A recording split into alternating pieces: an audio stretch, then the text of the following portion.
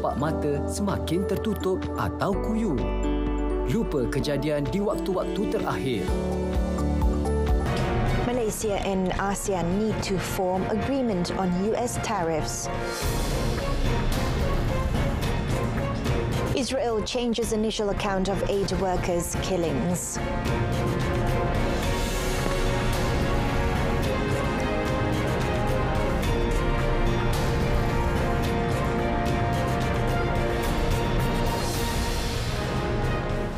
Good afternoon in Salam Malaysia Madani. This is World Today. I'm Renee Fong. Malaysia and ASEAN countries need to come together and form an agreement on the tariffs announced by the United States to ensure that upcoming negotiations and discussions have a solid foundation. Prime Minister Datuk Sri Anwar Ibrahim said although the tariff announcement by US President Donald Trump was made on questionable grounds, ASEAN countries should not take the matter lightly, especially in the current uncertain global economic and political climate.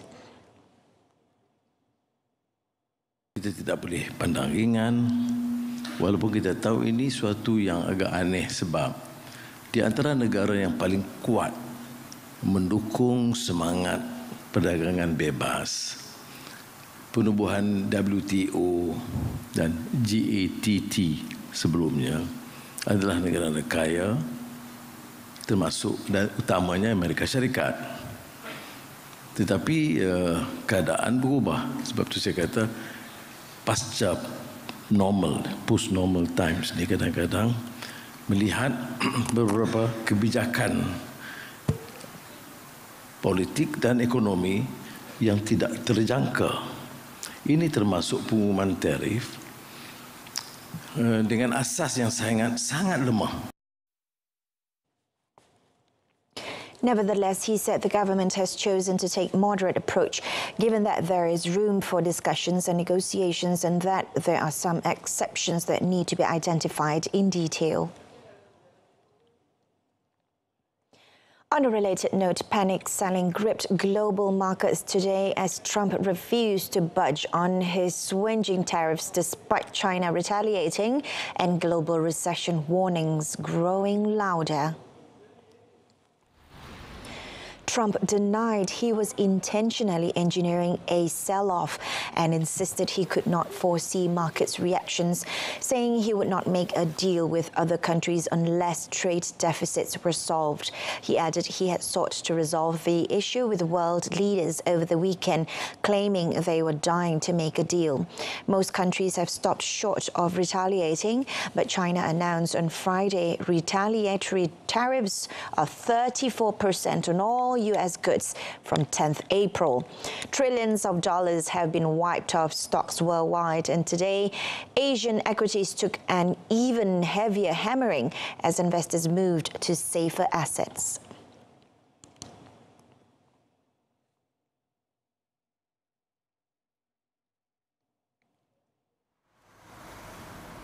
In Japan, the Nikkei was off an eye-watering 6.5%, while Taiwan's main index plummeted almost 10% and Singapore 8.5%.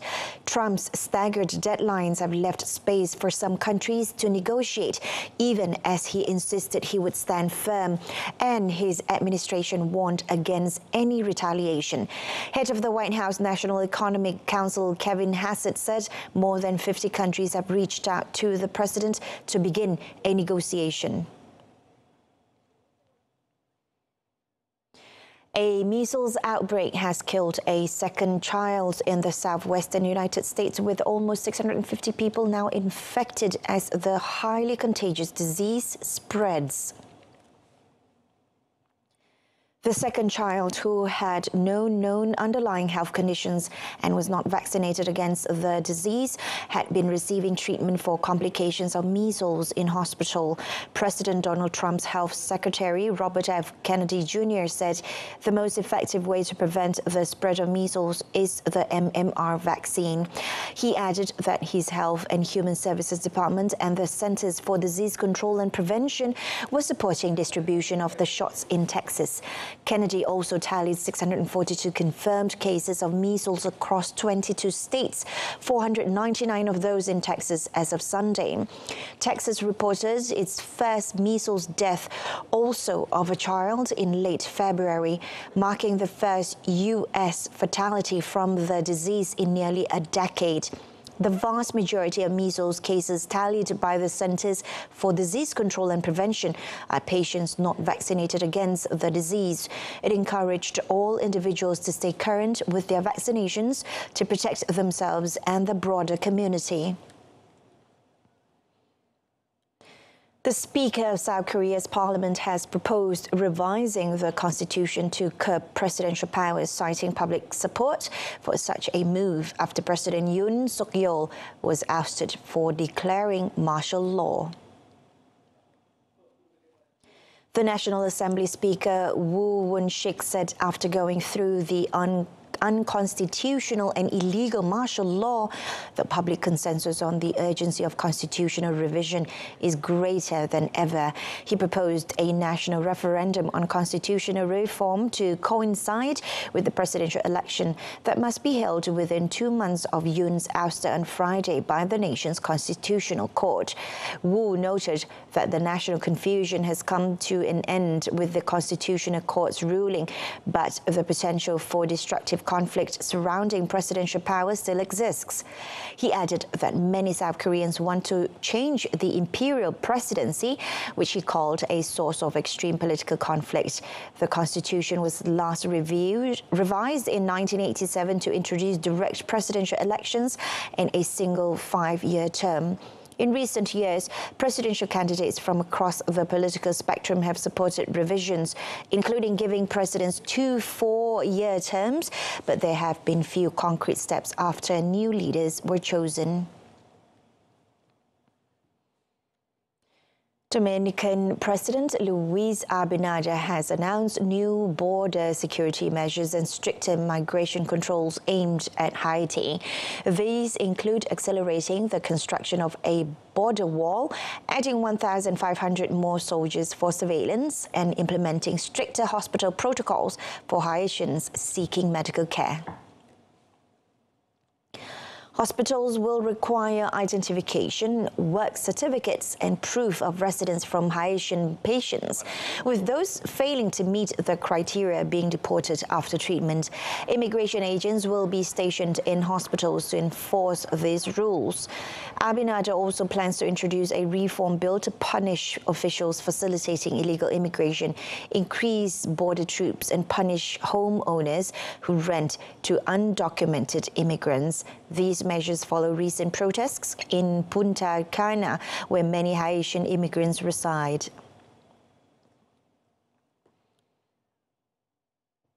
Brazil's former President Jair Bolsonaro rallied thousands of people to a demonstration in Sao Paulo against charges levied by the Supreme Court that he plotted a coup. The far-right leaders' rally brought out around 45,000 people to the financial center's Paulista Avenue. Many of them wore the national football strip adopted by his supporters. The former president's key demand is amnesty for those convicted of an attack in Brasilia on 8th January 2023. On that day, thousands of his backers stormed the presidential palace, Congress and Supreme Court, demanding the military to oust President Luis Inácio Lula da Silva. Da Silva had narrowly triumphed over Bolsonaro in the 2022 election. Bolsonaro himself will face trial for an alleged coup plot after the election, a case that could torpedo his hopes of making a Donald Trump-style political comeback. It will be the first trial of an ex-leader accused of attempting to take power by force since Brazil returned to democracy in 1985 after 2 decades of military dictatorship. Violent storms battering the central eastern United States have killed at least 17 people, with the National Weather Service warning of devastating flash flooding. According to forecasters, flood warnings remain in effect, particularly in Kentucky, Tennessee, and Alabama. Tennessee has been the hardest hit with at least 10 deaths recorded in the western part of the state. Kentucky and Missouri each report 2 deaths, while Arkansas, Indiana and Mississippi each count 1, with tolls that could still rise. Photos shared on social media and local media showed widespread damage from the storms across several states, with homes torn apart, toppled trees, downed power lines and overturned cars.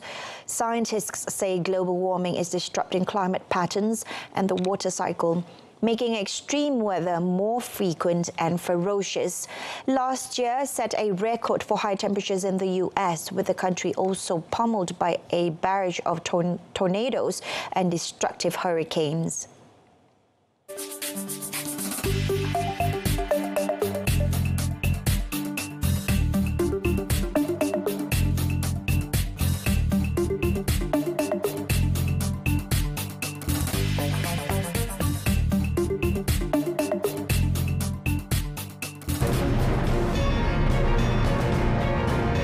Still ahead, Israeli forces kill West Bank teen with U.S. citizenship.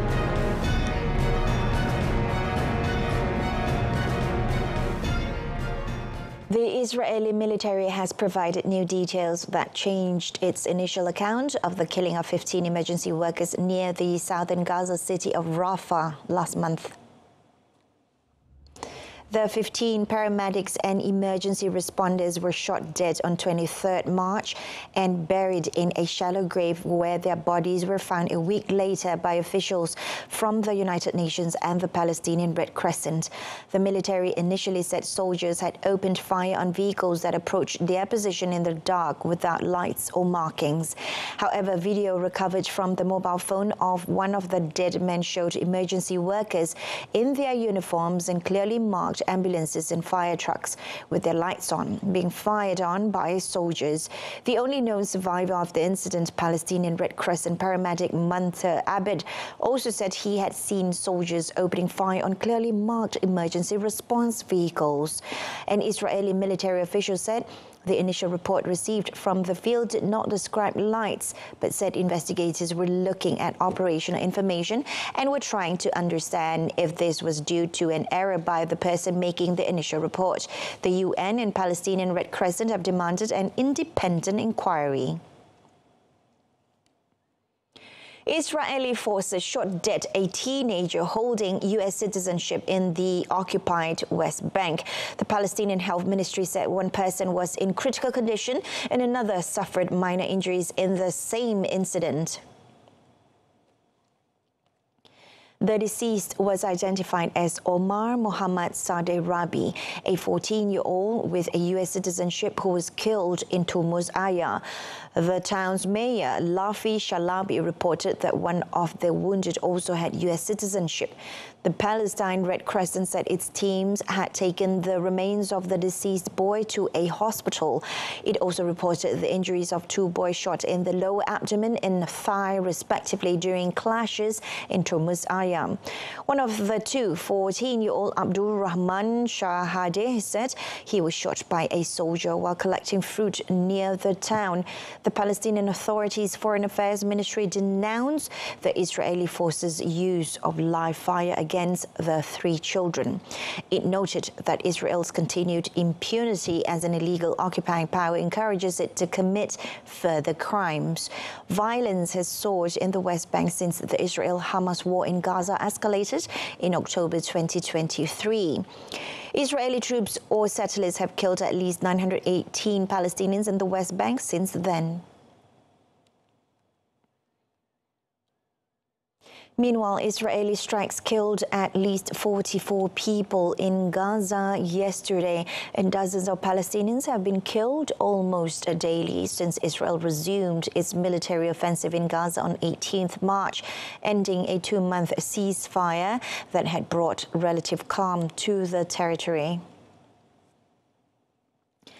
Gaza's Civil Defense Agency spokesman Mahmoud Basal said the death toll as a result of Israeli airstrikes since dawn yesterday is at least 44, including 21 in Khan Yunis, a city in the southern Gaza Strip. He explained that one strike killed at least 6 people on Al-Nakil Street in the Al-Tufa neighborhood of Gaza City, where a group had gathered near a bakery. He added 3 children were among the dead. A Hamas statement called the strike a deliberate act of child killing and a confirmation of the sadistic and barbaric nature of the occupation and its fascist leaders. A ceasefire brokered by the United States, Egypt and Qatar ended on 18th March as Israel resumed its offensive in Gaza.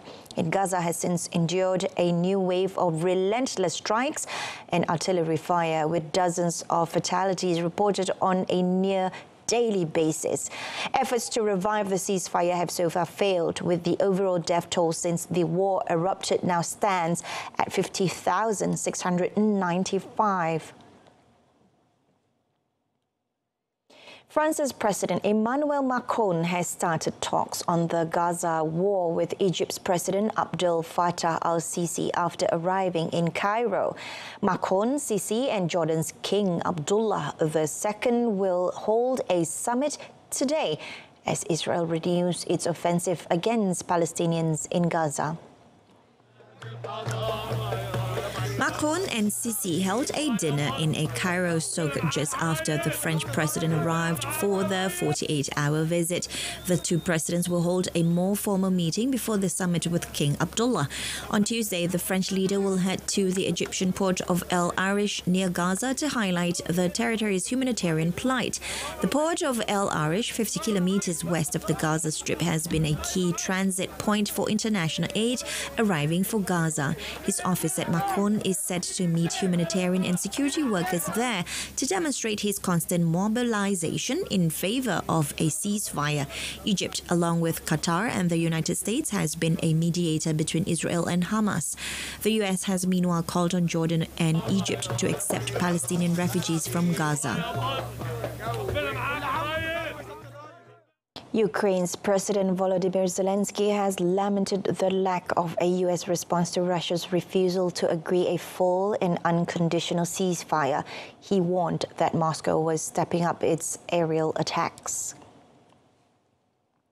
Ukraine has agreed to an unconditional truce in the more than 3-year-long war proposed by the United States, but Russian President Vladimir Putin has refused to do so. Zelensky said the number of Russian air attacks is increasing, which he said proves that the pressure on Russia is still insufficient. French President Emmanuel Macron echoed Zelensky's calls for a stronger response to Russia. He said that a ceasefire is needed as soon as possible and strong action is also required if Russia continues to try to buy time and refuse peace. US President Donald Trump is pushing the two sides to agree a partial ceasefire, but has so far failed to broker an accord acceptable to both sides. The United States is also seeking better ties with Russia, and Kremlin envoy Kirill Dmitriev, in an interview with state television, said the next US-Russian contacts could be this week. On a related note, Russia's defense ministry claimed the capture of a village in Ukraine's Sumy region in a rare cross-border advance. The ministry said a unit of the North Group of forces during offensive actions captured the village of Bazivka in Sumy region. Russia in early March claimed the capture of a Sumy region village for the first time since the early days of the war in 2022, saying troops had taken Novenki, a few kilometers from Bazivka. President Vladimir Putin in March said that Russian forces had crossed the border, with state media reporting that this referred to the Sumy region.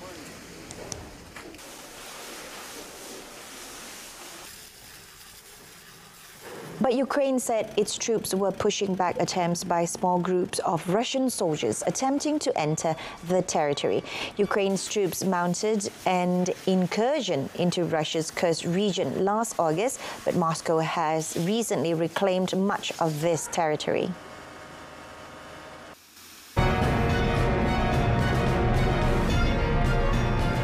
Next up in sports, Kabil wins again in Spanish Superbike Championship.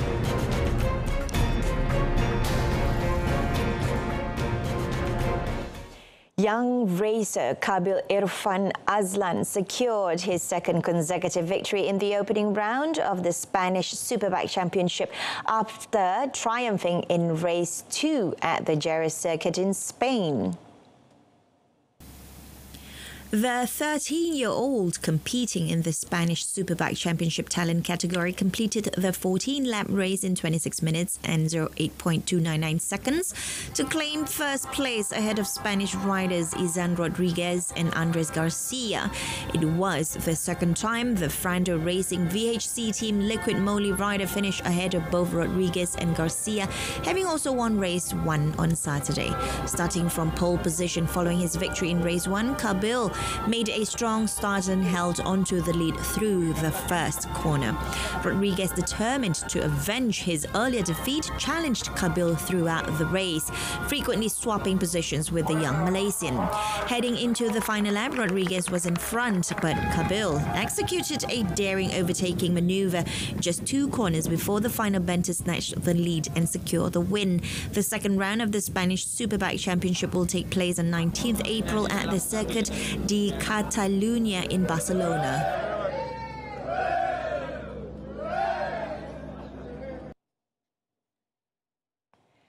Fulham put Liverpool's procession towards the Premier League title on pause with a deserved 3-2 win, capitalising on some dreadful defending to boost their push for European football next term.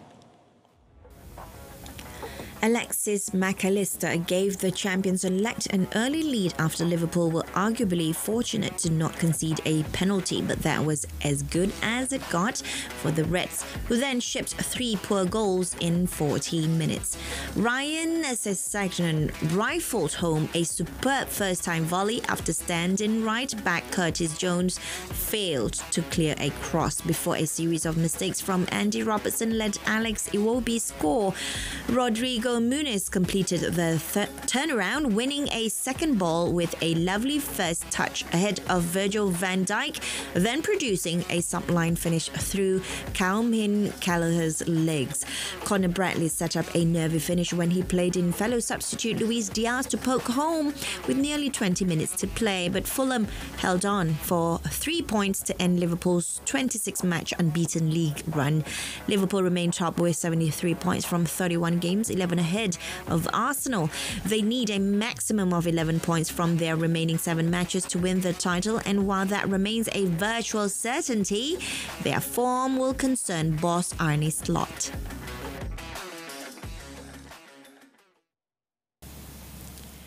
Meanwhile, Chelsea extended their long run without a Premier League away win when they were held to a goalless draw at West London neighbours Brentford, dealing a fresh setback to their push for a Champions League spot. Chelsea manager Enzo Maresca made 5 changes to the team that beat Tottenham Hotspur 1-0 on Thursday, with strikers Nicolas Jackson, Cole Palmer and Pedro Neto coming on only as second-half substitutes. Their introduction gave Chelsea a bit more bite in attack after a flat first 45 minutes, but they failed to really test Mark Flacken in the Brentford goal. For the hosts, Brian Mubo drew a good save from Robert Sanchez, and Sepp van den Berg headed over from close range in the final 10 minutes before Palmer shot narrowly over the last kick of the game. Chelsea have not won in the league away from Stamford Bridge since beating Spurs 4-3 in early December. Luciano Daleri edged top seed Talent Griekspoor of the Netherlands in 2 tie-break sets to win the ATP Tour 250 Grand Prix, Hassan the second title in Marrakesh. The Italian sealed a 7-6, 7-6 victory to secure his second tour-level title, having last triumph in Cordoba last year. Daleri delivered a rock-solid performance to nullify his opponent's powerful game. He entered the final with a 0-2 Lexus ATP head-to-head record against Griekspoor, but the 23-year-old kept his cool at key moments to secure a 2-hour, 4-minute victory in the pair's third meeting. He saved 3 of 4 breakpoints points he faced and raised his level in both tie breaks to deny Greek spoil. Competing as the 7th seed in Marrakesh, he dropped just one set all week, and today he will rise 9 spots to number 48 in the ATP rankings. Darderi is the second Italian to lift the trophy in Marrakesh in as many years, after Matteo Berrettini won in 2024. Meanwhile, defeat in yesterday's final meant Griekspoor fell just short of completing the full surface set of winning ATP Tour trophies on hard, grass and clay. The Dutchman can nonetheless reflect on a productive week in Marrakesh, where he continued to form that took him to his maiden ATP Masters 1000 quarterfinal in Indian Wells last month.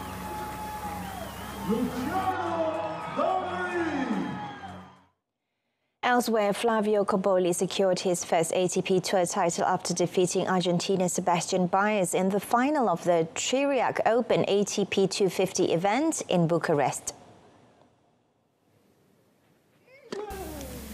In cold and damp conditions, the 22-year-old Italian downed top seed Baez 6-4, 6-4 on the clay in 1 hour and 46 minutes.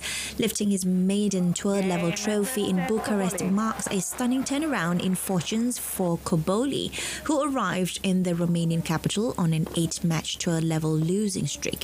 He dropped his first set of the week to Richard Gasquet, but did not lose another en route to becoming the first Italian titleist in event history. Cobolli completed his victory having won 74% of points behind his first serve, compared to just 53% for Baez. Following his title run, Cobolli will rise 9 spots to number 36 in the ATP rankings, 6 places shy of his career high. Despite the defeat, Baez can reflect on another deep run on clay this year. The Argentine won an ATP 500 title in Rio de Janeiro in February, when he also reached the final in Santiago. He has won 7 of his 8 ATP Tour trophies on clay and has won more tour-level matches on the surface since the start of the 2022 season than any other player.